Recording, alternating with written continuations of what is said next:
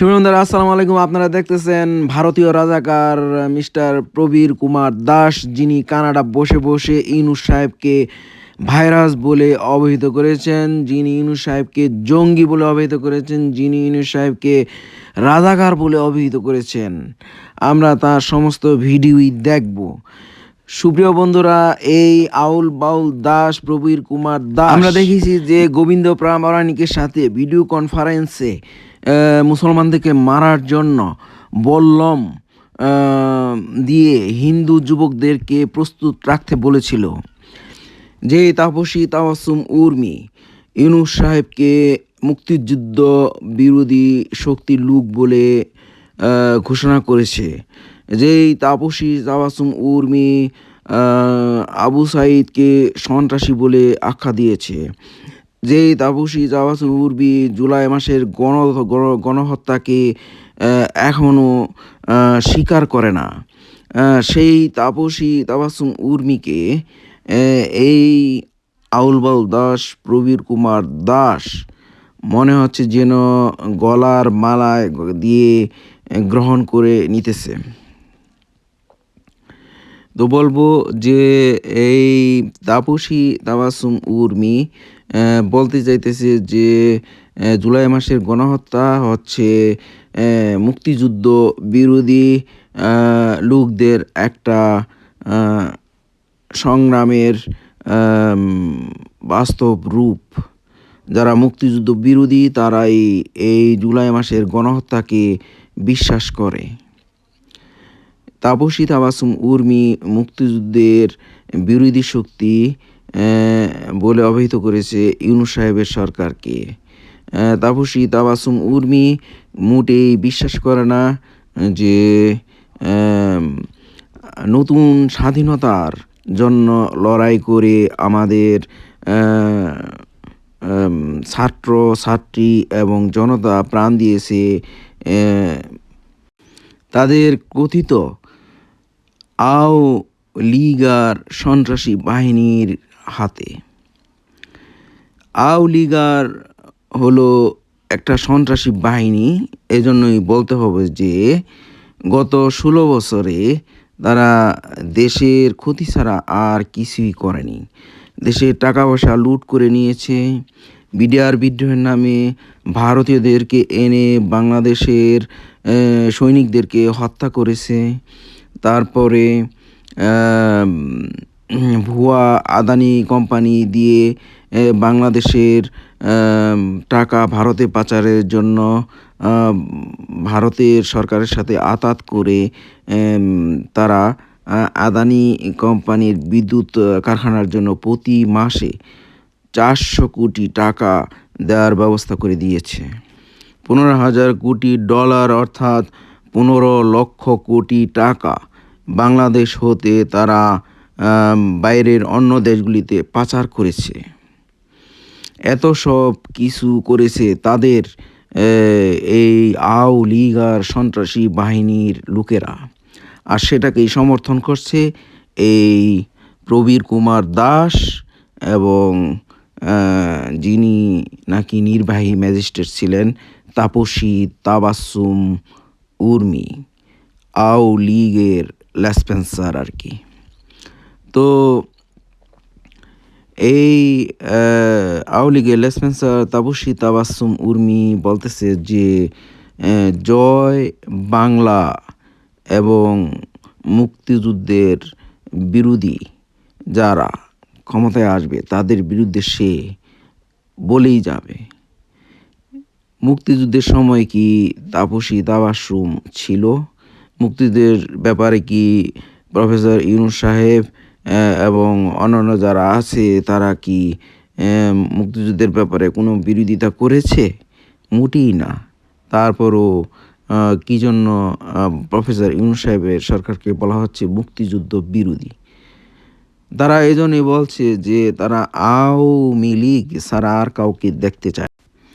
ওরা জয় বাংলা এবং বঙ্গবন্ধু ছাড়া এবং হাসিনার ফ্যামিলি ছাড়া আর কাউকেই কোনোভাবে মেনে নিতে পারে না।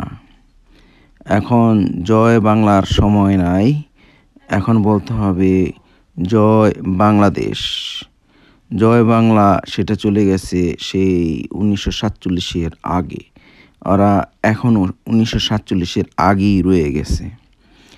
আর বঙ্গবন্ধু যে শব্দ দুইটা, বঙ্গবন্ধু হচ্ছে আমাদের নতুন স্বাধীনতার জন্য প্রাণ দিয়েছে, তারা সবাই হচ্ছে বঙ্গবন্ধু। আবু সাঈদ, মুগ্ধ, আরও কত ছাত্র জনতা প্রাণ দিয়েছে, তারা সবাই হচ্ছে আমাদের নতুন স্বাধীনতা সংগ্রামের বঙ্গবন্ধু। যে শেখ মুজিবুর রহমান সাহেব 1971 সালে যুদ্ধের সময় যুদ্ধ করেনি, পাকিস্তানের সাথে দোস্তি করে পাকিস্তান গিয়ে বসে আছিল এবং পরবর্তীতে বাংলাদেশের গণতন্ত্রকে নস্যাৎ করে বাংলাদেশে বাকশাল কায়েম করেছে, সে হলো আওয়ামী লীগারদের বঙ্গবন্ধু।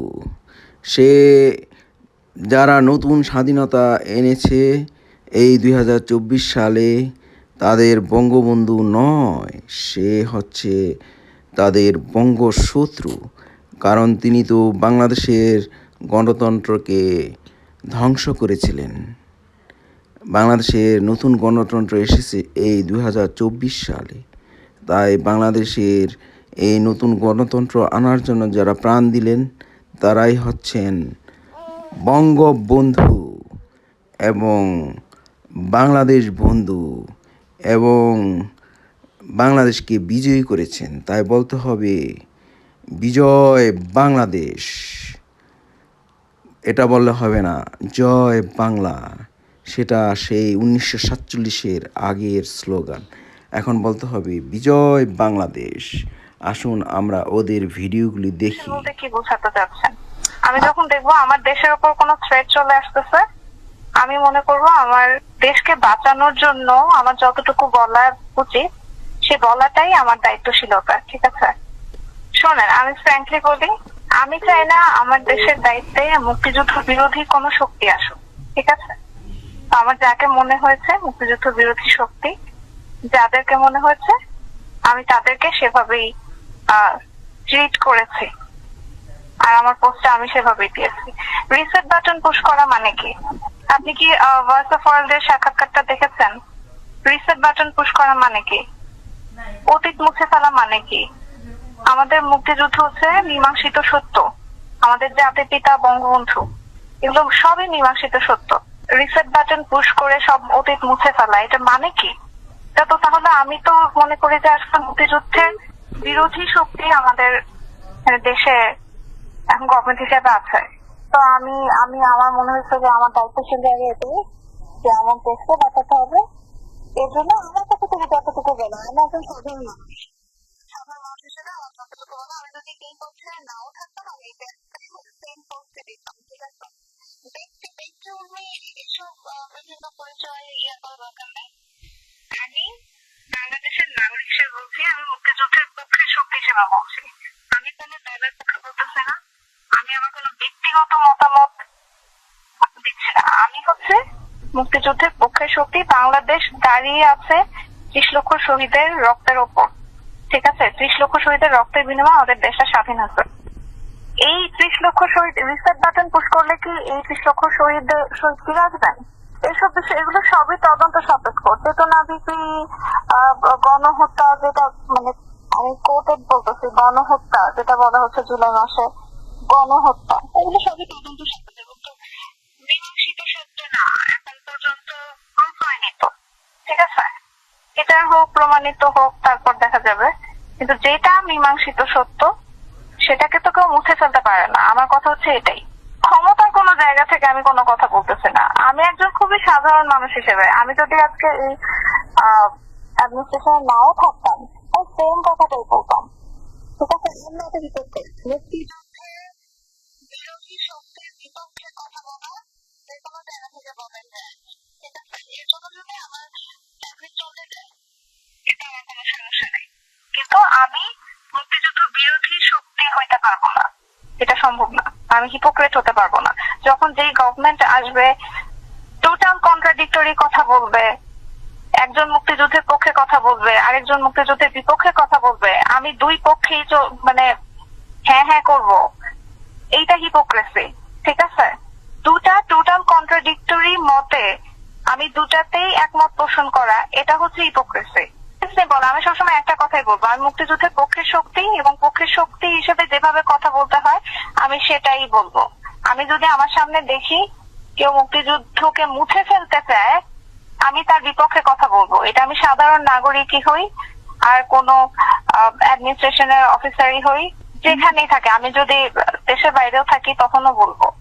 আমি কি বন্ধু হচ্ছে সারা বাংলাদেশের মানুষের নেতা।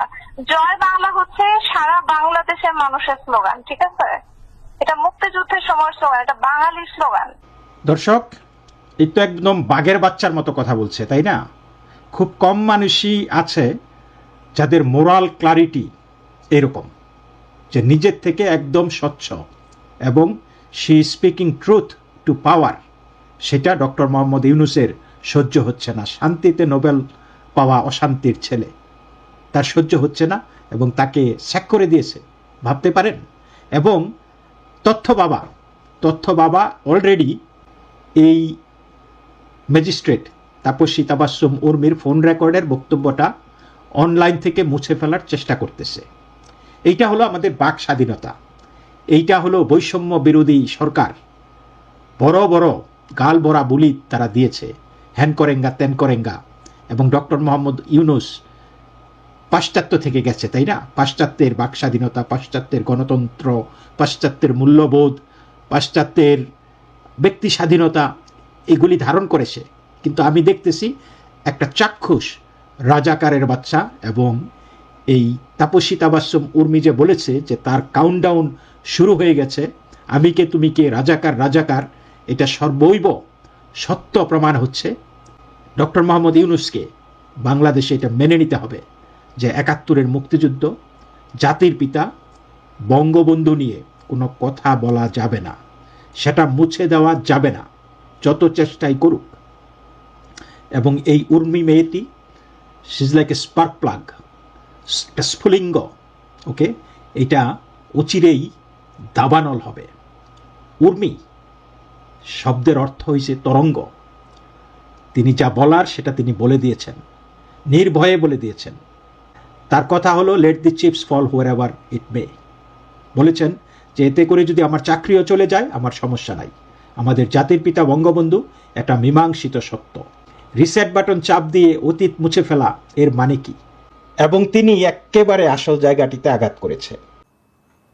ভাইরাস এই পৃথিবীর সব জায়গায় আছে, সব জায়গায়। এমন কোনো জায়গা নাই যেইখানে ভাইরাস নাই। আপনার শরীরে ভাইরাস আছে, আপনার আশেপাশে ভাইরাস আছে, আপনি যা কিছু ধরবেন সেইটাতে সব কিছুতে ভাইরাস আছে, যদি সেটা একটা স্টেরাইল এনভায়রনমেন্ট না হয়। কিন্তু আমরা দেখি না, তো দেখি না বলেই যে নাই সেটা না, কিন্তু ভাইরাস আছে। এবং সেই ভাইরাস বিভিন্ন জায়গায় আছে। রং জায়গায় রং ভাইরাস থাকলে আপনার অনেক ক্ষতি হয়ে যাবে। এবং এই ভাইরাস আপনার মেমোরি, মানে ওই যে রিসেট বাটনের মতো আপনার মেমোরি খাইয়ে দিতে পারে, আপনার অঙ্গ প্রত্যঙ্গ নষ্ট করে ফেলাইতে পারে, অনেক কিছু। এই ভাইরাসগুলি সব জায়গায় বিচরণ করে, কিন্তু আমরা দেখি না। যে যত বেশি পাওয়ারফুল ভাইরাস তারে তত বেশি দেখা যাবে না। ইভেন সূক্ষ্মাতি সূক্ষ্ম আপনার খুবই মানে পাওয়ারফুল মাইক্রোস্কোপ দিয়েও সেই ভাইরাস দেখতে পারবেন না। তো এরকম একজন ভাইরাস হইছে ডক্টর মোহাম্মদ ইউনূস। এই ভাইরাসকে কিন্তু আপনি টের পাইবেন না যে এটা কোন ধরনের ভাইরাস।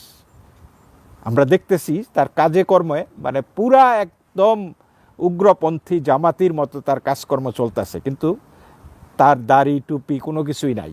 নামাজ টামাজ পড়ে কিনা তাও আমরা জানি না, এই ধরনের কোনো আলামত তাকে তার মধ্যে দেখি নাই আমরা। সো মানে তো উনি কোন ধরনের জঙ্গি উই ডোন্ট নো।